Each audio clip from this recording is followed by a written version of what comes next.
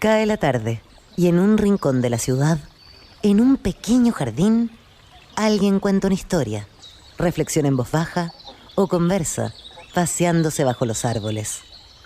Es hora de volver a casa, bajar la velocidad y darle tiempo al tiempo. Christian Warnken nos abre la verja de su jardín para que respiremos aire puro y oxigenemos el espíritu.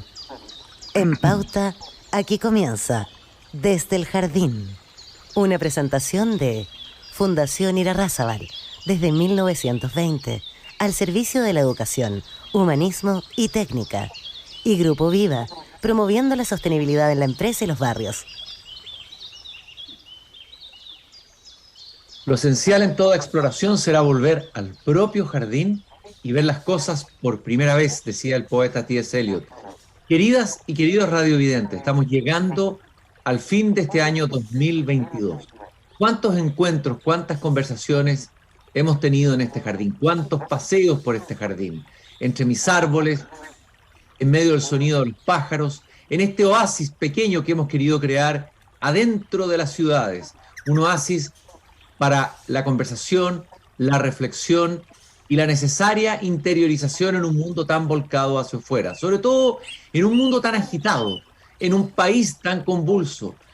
Nuestro mundo no es un mundo fácil, es un mundo de incertidumbre. Nuestro tiempo requiere un temple, requiere una actitud interior para poder caminar en medio del ruido y la furia.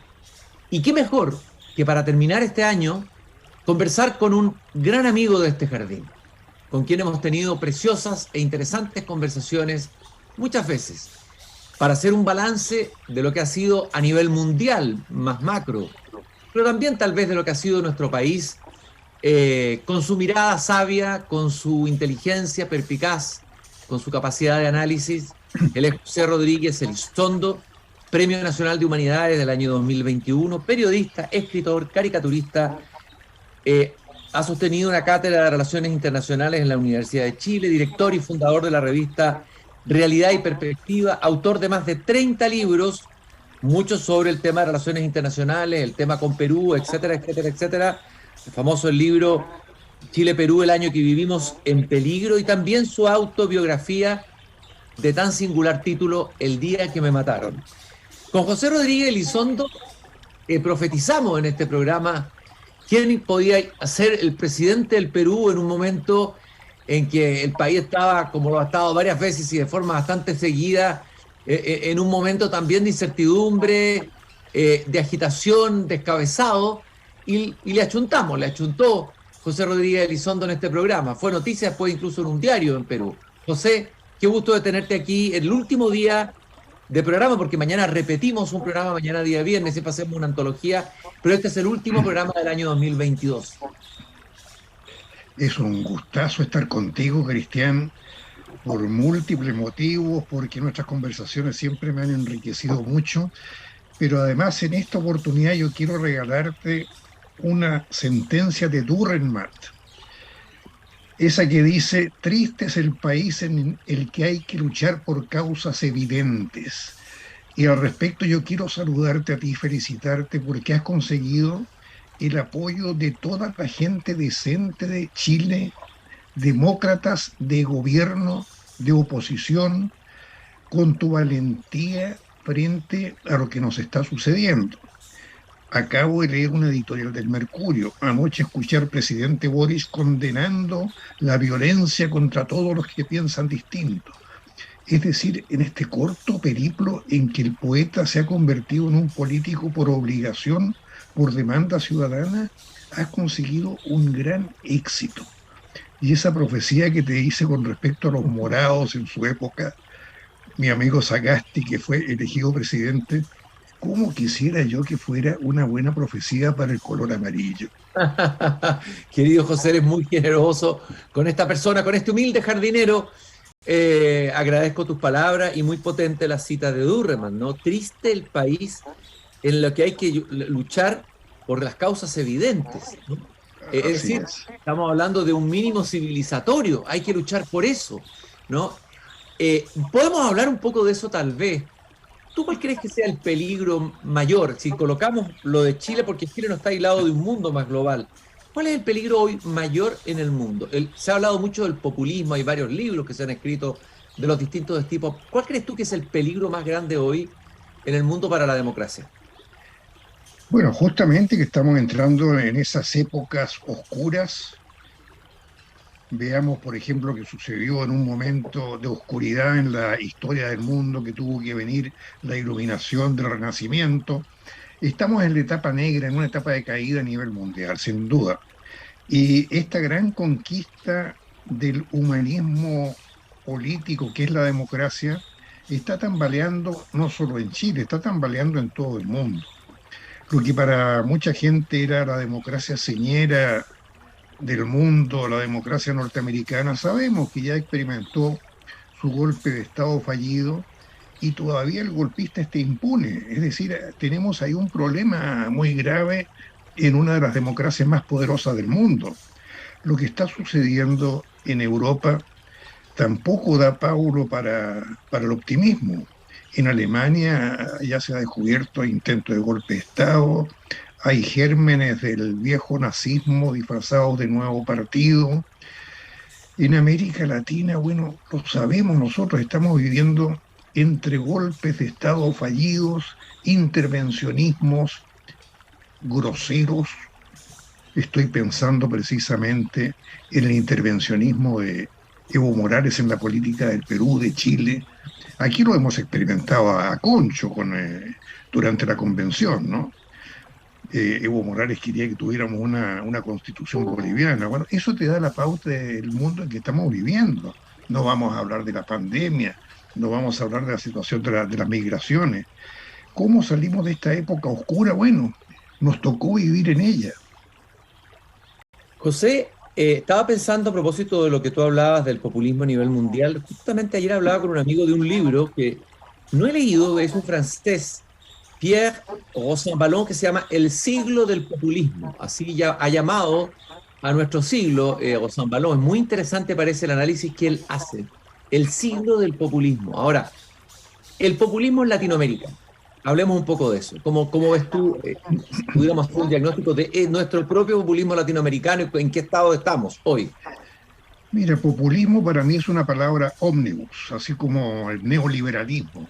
Mm. Definen tantas cosas que al final el lector se queda inquieto no sabiendo a qué se está refiriendo concretamente. Mm. Yo prefiero como antiguo, como grande, como dicen los argentinos, hablar en los términos clásicos de las viejas ideologías que pueden estar periclitadas, pero que están en el fondo: el socialcristianismo, la socialdemocracia, el comunismo, el liberalismo. Yo creo que estamos viviendo un embate de las fuerzas más retrógradas, de los extremismos de izquierdas y de derechas, precisamente porque no hemos sabido cuidar las democracias, porque las hemos dado por establecidas, porque tuvimos filósofos en los Estados Unidos que hablaron del fin de la historia pensando que ya se había consolidado un estatus civilizatorio con democracia liberal. Por lo tanto, esto de los populismos a mí me desconcierta un poco. Creo que así como el neoliberalismo sirve para decir cosas que la gente entiende a su amaño. Mm. Yo quiero advertir más bien que estamos en un momento de peligro para la democracia tal como la conocimos, tal como la desarrollamos. Y en ese sentido, las fuerzas retrógradas nunca mueren. Esto es como el filósofo, el agua se renueva, ¿no? Se transforma. Los brotes de estalinismo y de nazifascismo que estamos viviendo en el mundo están presentes en Chile.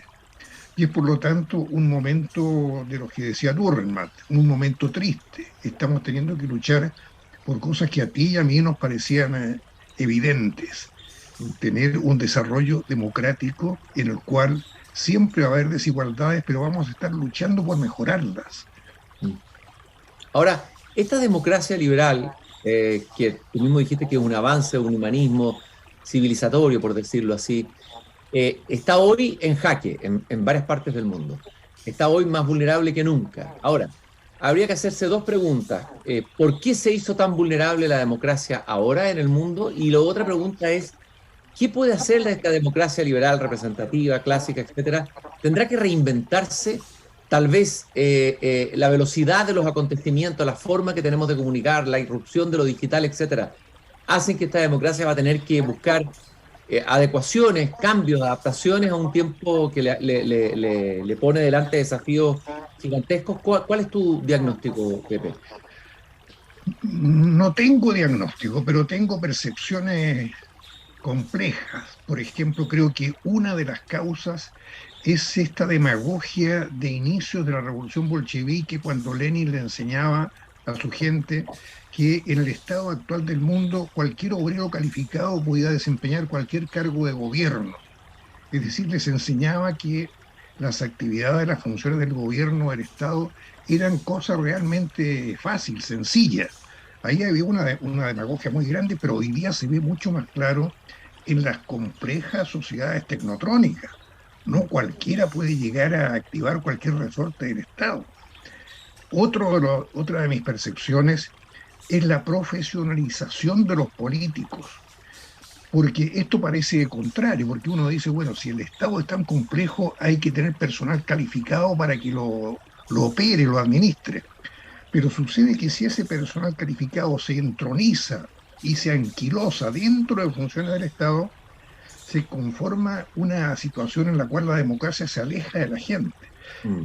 Con esto te quiero decir que estamos en un problema de no haber encontrado el adecuado equilibrio entre la expertise que se necesita para dirigir un país y el grado de experiencia y de relevo que tiene que tener el personal del Estado que administra una democracia. Aquí yo recuerdo siempre en el exilio una entrevista que le hice a Jaime Castillo. ¿Tú recuerdas a Jaime Castillo? Por supuesto, Jaime Castillo Velasco, claro que sí. El gran ideólogo, más que ideólogo, era el gran pensador de la democracia cristiana. Y me dijo, mira Pepe, el problema de nosotros los chilenos es que todos nuestros partidos tienen que recalificarse. Con eso quería decir refundarse, perfeccionarse, reinventarse. Y yo le pregunto, ¿incluso tu partido, Jaime? ¿Incluso la democracia cristiana? Y si tú ves lo que está pasando hoy día con un partido que fue tan poderoso, que tuvo un elenco de líderes que ya se los quisiera cualquier partido. Eduardo Frei Montalva, Radomiro Tomic, Gabriel Valdés, Jaime Castillo, Bernardo Ley. Yo me canso de nombrarlos. Y en lo que ha quedado convertido en un corto lapso. Históricamente este es un lapso muy corto. Entonces yo lo tomo como paradigma de lo que ha sucedido con los partidos, inclusive con el Partido Comunista, que tenía figuras de gran relevancia intelectual. Piensa que los grandes intelectuales del Partido Comunista se llamaban Volodya Teitelwein, Premio Nacional de Literatura, estaba Orlando Millas, había, bueno, prácticamente la gran intelectualidad chilena estaba en el PC, estaba la figura de Pablo Neruda. Estamos hablando de ese tiempo para poderlo contrastar con la decadencia que estamos viviendo a nivel de clase política, de sistema político. José, me gustaría que hiciéramos un balance, ya que estamos cerrando el año 2022. Así un balance tuyo a nivel internacional. Si tú tuvieras que destacar cuáles serían los hitos que van a ser recordados, importantes, trascendentes, que ocurrieron estos años, ¿cuál elegirías tú?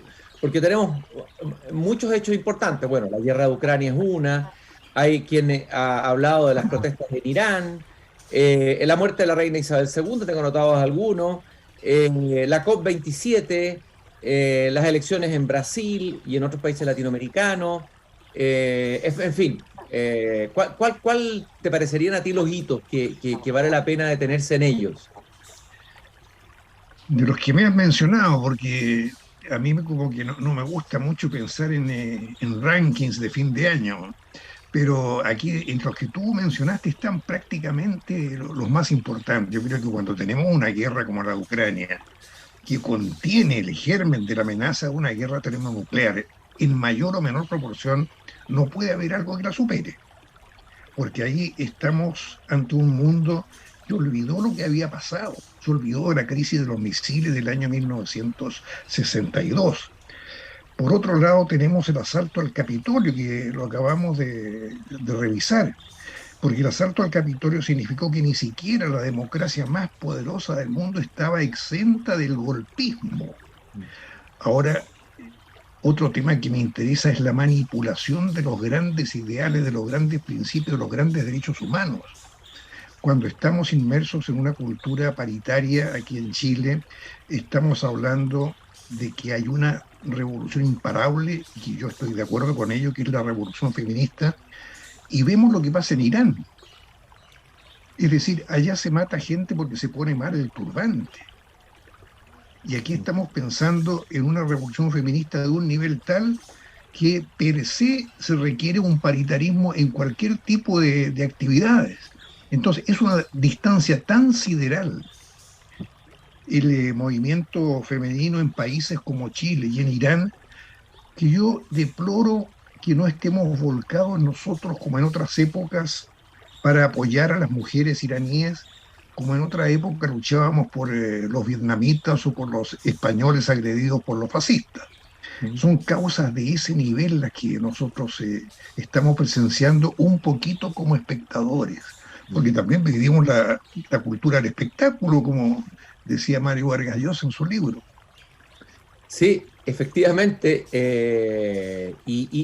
A nivel latinoamericano hay un hecho que tú comentaste en alguna entrevista, por ahí lo vi, y que evidentemente ahí tienes harto que decir. Tal vez un hecho importante que no hay que dejar de relevar tú dijiste que Chile había desnudado a Evo Morales y terminó desnudando su aventurismo. Estamos hablando por la demanda del río Silala. ¿Qué importancia tiene ese juicio, ese fallo, en el contexto de la larga historia y el largo rencor de Evo Morales hacia Chile? Yo no creo que sea rencor de Evo Morales hacia Chile, sino que como él es un tipo muy astuto, descubrió que para ser el sucesor de Fidel Castro y de Hugo Chávez y morir en el poder, la mejor causa boliviana era transformarse en el campeón del retorno al mar. Entonces, esta promesa que hizo de que Chile nos devuelve el mar no es solo para Chile, también se dirige hacia el Perú, porque el hombre ha jugado a esa estrategia unidimensional desde que emergió al protagonismo político. Y en estos momentos sucede que él ha sido una especie de líder intervencionista por defecto, una vez muerto Fidel Castro, una vez muerto Chávez, y con un Maduro que no da el ancho para ser un líder latinoamericano. A él lo convencieron sus asesores, porque él es un hombre inteligente pero inculto, lo convencieron sus asesores de que él tenía que tener una teoría, porque sin teoría revolucionaria no hay acción revolucionaria, y él le prepararon esta teoría indigenista, ¿no? Que es un refrito de Marx, de Mariátegui, con el cual intervino no solo en su país, con un 60 o 70% de sector indígena, quiso intervenir en Chile con un 12%. Y esta constitución que el buen juicio de la inmensa mayoría de los chilenos rechazó, era hechura ideológica de uno de sus asesores, García Linera, ¿no? de García Linera, que por algún motivo extraño se autoconvirtió en uno de los próceres intelectuales de América Latina según su propio decir. Él aquí, él aquí publicó un libro en el cual era presentado como uno de los más altos intelectuales latinoamericanos y Bolivia uno de los centros de pensamiento político más altos del mundo. Si tú unías el silogismo, García Linera era el intelectual más interesante del mundo. Bueno, yo he leído a García Linera y realmente no es para tanto, ¿no? Yo creo que este asesor de Evo Morales, en primer lugar, no ha leído bien a Mariátegui. Hay que leer a Mariátegui, una de las grandes figuras indigenistas del marxismo creativo. Mi marxismo no es copia, sino que es creación heroica, decía Mariátegui. Y una de las cosas que planteaba Mariátegui es que no había que deslumbrarse para pasar del menosprecio al indígena a pensar que el futuro de la humanidad del Renacimiento estaba en la cultura indígena. Esa Entonces, especie de adanismo, ¿no? Indigenista, ¿no? el adanismo indigenista, donde nos han querido convencer a nosotros de que el buen vivir de los pueblos ancestrales es la pauta para sustituir el consumismo de la sociedad capitalista industrial. Bueno, esto es realmente utopías o distopías, como tú quieras llamarlas, que nos están haciendo mucho daño porque, dado el nivel cultural que hemos alcanzado por la decadencia de la educación, esto prende en la juventud. Y esto prende, como no hay mucha razón, como no es una teoría sofisticada, esto prende por la violencia. Y es ahí donde está la raíz estudiantil de las funas, esto que tú has experimentado y que yo también he experimentado. Yo como profesor universitario sé lo que son las funas. Es la reacción impotente del intelectual en germen que tiene inteligencia, pero que le falta base de conocimiento. Así es que, bueno, ahí tenemos, volviendo al tema, uno de los grandes intervencionistas de América Latina, porque después de querer intervenir en Chile a través de la Convención Constitucional y de la Constitución que él quería, similar a la boliviana, se fue al Perú para confabularse con Pedro Castillo y establecer en el Cusco una sede latinoamericana del plurinacionalismo, es decir, de los pueblos autóctonos. Y esto fue aceptado por Pedro Castillo, y un grupo de parlamentarios peruanos lo acusó de traición a la patria. Y 10 de los diplomáticos top históricos del Perú lo denunciaron públicamente y hasta ahí llegó. Entonces todo esto forma parte de un proceso que se le sigue a Evo Morales en el Perú y en la propia Bolivia, porque él está en una pugna de poder también con el presidente de su propio partido. Entonces, aquí tenemos un caso de intervencionismo neto. El caso de intervencionismo de Hugo Chávez antes, que yo lo llamo el segundo gran intervencionismo de las izquierdas de América Latina. El primero fue el de Fidel Castro. Pero ¿qué pasa? Que nosotros estamos siempre mirando así con anteojeras el gran intervencionismo histórico de los Estados Unidos. Y se nos olvida que es uno de los intervencionismos y olvidamos totalmente los otros. Bueno, este es el panorama que yo visualizo en América Latina y del cual tenemos que estar conscientes básicamente a través de una mejor información, de mayor cultura. Y una cosa muy, muy importante, Cristian, el rol del periodismo. Cuando uno ve las noticias, cómo se exponen en Chile, cuando uno ve el rol un poco deformado del periodismo, que a veces se transforma en prédica más que en información, creo que eso no nos está haciendo bien. Estoy conversando con José Rodríguez Elizondo, Premio Nacional de Humanidades 2021, haciendo un balance somero. Hay muchos temas de los que habría que hablar, vamos a tener que focalizar en los últimos minutos un tema particular que quiero darte un tiempo. Agradecer a quien nos acompaña, el Grupo Viva hace posible, junto con Fundación Errázabal de la emisión de Desde el Jardín, Grupo Viva apoyando la sostenibilidad en los barrios, llevando cultura a la construcción. José, te quiero preguntar, evidentemente, y no te pregunté al comienzo, sobre lo que pasó en Perú. Nosotros hemos hecho varios programas de emisiones en que hemos comentado lo de Perú, pero Perú no deja nunca de asombrarnos. Es decir, ¿cómo llamarías tú esta crisis permanente en que la figura del presidente finalmente es la que tiene que o renunciar o es tomado detenido? ¿Cómo llamas tú lo que ocurrió? ¿Fue un golpe, un contragolpe? ¿Cuál es tu análisis de lo que pasó en Perú y de lo que viene? Mira, tú sabes que yo quiero mucho al Perú porque viví años muy felices como periodista profesional en el Perú. Conocí a toda la élite en su tiempo. Yo coincidí con Francisco Morales Bermúdez, que practicaba una dicta blanda, como decía él, con el presidente Fernando Belaúnde, conocí a Alan García. Y el Perú siempre ha sido un país señero en América Latina por sus élites que han sido de proyección global, para bien y para mal. Para bien tienes tú a Javier Pérez de Cuéllar, tienes a Mario Vargas Llosa, para mal tienes a Abimael Guzmán, el Pol Pot de América Latina. Por lo tanto, es un país que hay que estar mirándolo siempre porque sorprende. En estos momentos ha tenido un sistema político absolutamente teratológico, un sistema político malogrado, con un presidente por año prácticamente, pero al mismo tiempo su economía se ha sostenido, cosa que parece milagrosa. No ha tenido la caída que estamos teniendo aquí en Chile es correlativa a un sistema político que está disfuncionando. ¿Cómo explicas eso, perdón? ¿Cómo explicas eso, Pepe? A ver, porque normalmente lo que uno pensaría es que cuando hay una decadencia del sistema político, eso inmediatamente incide en la marcha de la economía, en las inversiones, etcétera. ¿Cómo eso no ocurre en Perú? ¿Por qué?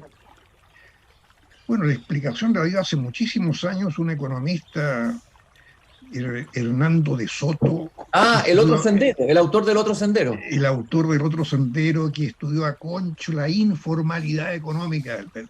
Mm. Es decir, el Perú tiene una dicotomía total entre Lima y el resto, el Perú profundo, como se llama. Y en el Perú profundo la gente se acostumbró a prescindir de los políticos, a prescindir de la capital. Y esto viene desde el incanato y de las culturas que hubo antes de los incas, porque los incas fueron la última de las culturas que decapitaron a las anteriores. Por lo tanto, ahí tenemos un país que se sostiene solo en lo económico, pero en gran pugna con el centralismo. Y el Ajá. centralismo tuvo un problema sistémico cuando, después de la dictadura muy especial de Morales Bermúdez, emergió un sistema político muy equilibrado con una constitución que comparativamente es una gran constitución, la de Haya de la Torre. Víctor Raúl Haya de la Torre, el prócer del APRA, que es un marxismo socialdemócrata, fue el presidente de una asamblea constituyente elegida durante una dictadura que estableció un sistema con grandes corrientes políticas, socialcristianismo, socialismo, liberalismo, y con grandes líderes. Entre ellos estaba el joven Alan García, que se apresuró demasiado en ser candidato a la presidencia y la ganó.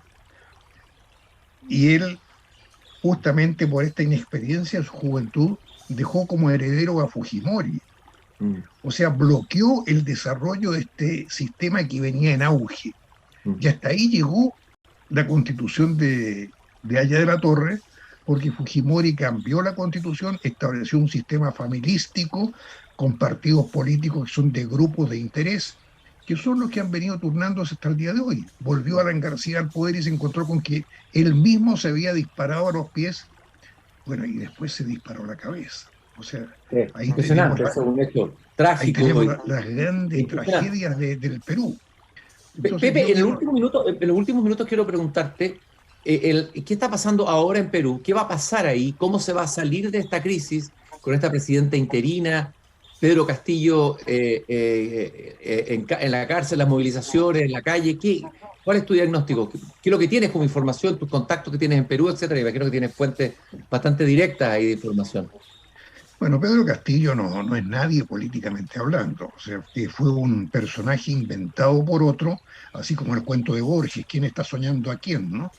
Un señor que tenía cultura política, pero que tenía también procesos penales en contra y que no podía ser candidato, inventó a Pedro Castillo como candidato, pensó que lo iba a manejar como una marioneta, pero Pedro Castillo tenía un nivel bastante enciclopédico de incultura que le hizo creer que él tenía poder. Ujú. Y naturalmente no pudo con el Estado. El Estado es una herramienta demasiado compleja. Cambió no sé cuántos ministros, tuvo 50, 60 ministros en poco ¿Ya? tiempo. Reproducía el tema del presidente por año que ha tenido el Perú, ¿no? Y al final yo creo que él se vio tan acorralado por esto de tener responsabilidades enormes sin saber cómo enfrentarlas, que alguien le dijo, bueno, entonces demos un golpecito, pues, ¿no? Y eso fue lo que yo llamo un golpe de Estado por escapismo.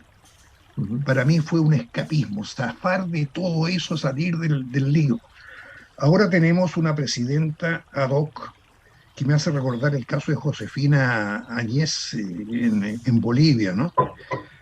Que no ha concitado la solidaridad de quienes pusieron en la cárcel a Josefina Áñez, ¿no? Hay una divergencia de opinión ahí entre los AMLO, Fernández, Arce y Gustavo Petro.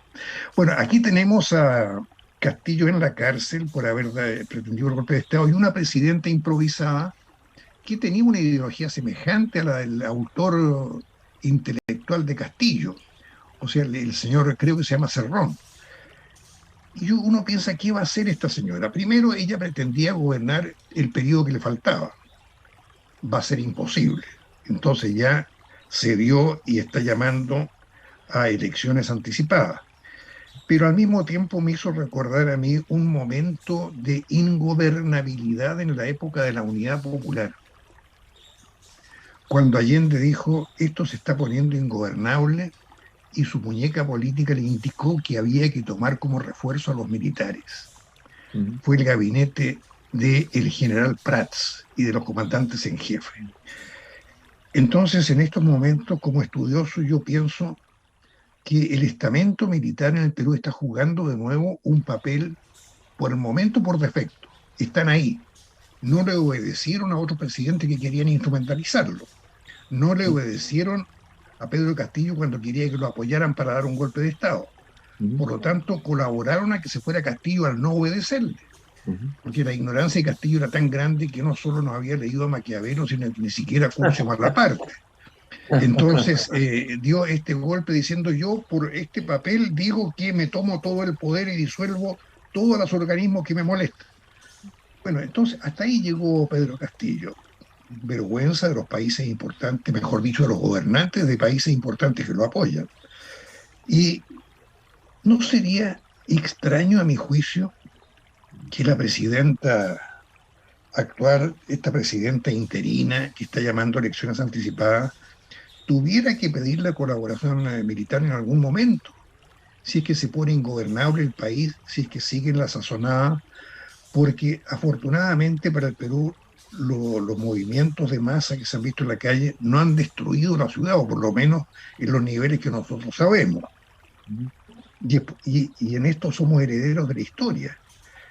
Eran los curacas de los incas los que venían con los conquistadores españoles a Chile para dialogar con nuestros indígenas. Entonces hay distintas clases de reacciones de los pueblos originarios en Perú y en Chile.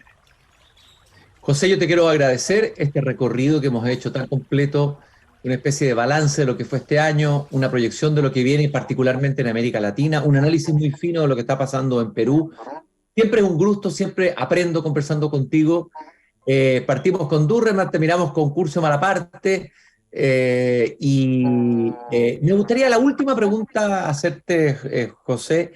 ¿Qué es tu deseo? ¿Cuál es tu deseo desde un punto de vista de una visión política, humanista? ¿Cuál es tu deseo para el año que viene, para nuestra América Latina? ¿Hay alguna esperanza, algún brote verde de esperanza? ¿O el escenario es un escenario, por decirlo así, negativo, involutivo? ¿Cómo lo ves? Bueno, tú sabes que dimos una pelea grande los chilenos que nos consideramos patriotas porque no tuviéramos una constitución desnacionalizante. Ganamos ese combate, lo cual me da optimismo. Hay una gran reserva de chilenidad, de patriotismo, de democracia en Chile, como para resistir estas fuerzas extremistas. Por lo tanto, en estos términos dicotómicos de optimismo, pesimismo, yo soy más bien optimista. Pero yo estoy muy preocupado de que esto se refleje en la conducción de la educación chilena, porque de ahí viene todo lo que nos está pasando. Soltamos la política humanista democrática de la educación chilena y el resultado que tenemos son jóvenes que no han sido bien formados, jóvenes talentosos eventualmente, pero que por su falta de conocimiento político están actuando como actúan en los llamados millennials, ¿no? Así es que mi confianza es una confianza prudente. Yo veo que mi universidad, que es la Universidad Nacional, tiene serios problemas. Tú te estás asomando ahora a estos casos tan patéticos de normalización de la pedofilia por parte de tesis de universitarios, ¿no? Entonces, es ahí donde a mí me da una amargura enorme que trato de superarla, igual que tú, leyendo, escribiendo, tratando de influir en la mínima medida en que puede hacerlo un intelectual solitario. José, quiero agradecerte esta conversación, bueno, y recordar a propósito lo que dice la frase, el lema de Pedro Aguirre Cerda, ¿no? que gobernar es educar, gobernar también es educar, y tal vez habría que colocar la educación hoy en el centro, ¿no? Pero la calidad de la educación, el contenido, la forma que educamos, no los temas aledaños que han sido los que han copado a veces la agenda de la discusión sobre educación en Chile. Y por último, quizás desde la mirada más de la poesía, quiero terminar con una cita, regalándote una cita del gran poeta francés René Char, resistente maqui al nazismo en la Provenza, que decía: ante el derrumbamiento de las pruebas, el poeta responde con una salva al porvenir, decía René Char. Las pruebas se derrumban, pero el poeta igual dispara esa salva hacia el porvenir, que ahora se enciende aquí en mi jardín. Y te doy un gran abrazo, te deseo un gran y fructífero año 2023, de eso no lo dudo, porque ha estado muy prolífica tu actividad intelectual y tu presencia pública tan necesaria en el debate del país. Muchas gracias, Pepe. Bueno, yo te deseo también un máximo de felicidad con tu familia y que no cedas, porque tú eres una presencia luminosa en la política chilena. Querido Pepe, un gran abrazo fraterno desde este jardín. A todos ustedes también les deseo un muy buen 2023, un año lleno de sentido, un año, ojalá, de esperanza, de reflexión que tanto nos falta, de espesor reflexivo, de mantener la conciencia alerta y no dormir, o sea, proponernos, al contrario de lo que decía Heráclito cuando hablaba de que la mayoría de los seres humanos están presentes, ausentes, que estemos presentes en lo que nos pasa en la historia, en nuestras circunstancias, porque somos nosotros y nuestras circunstancias. Nos encontramos mañana en la repetición de un programa también del año 2022, y ya nos encontraremos el próximo lunes en el primer programa del año 2023, cuando vuelva a abrir, así lo espero, la verja de madera de mi jardín. Hasta entonces.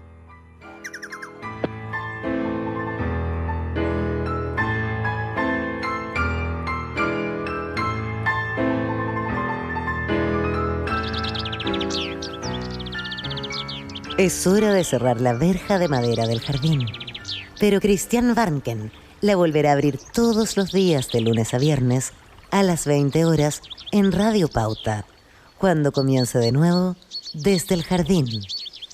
Una presentación de Fundación Irarrázaval, desde 1920, al servicio de la educación, humanismo y técnica. Y Grupo Viva, promoviendo la sostenibilidad en la empresa y los barrios.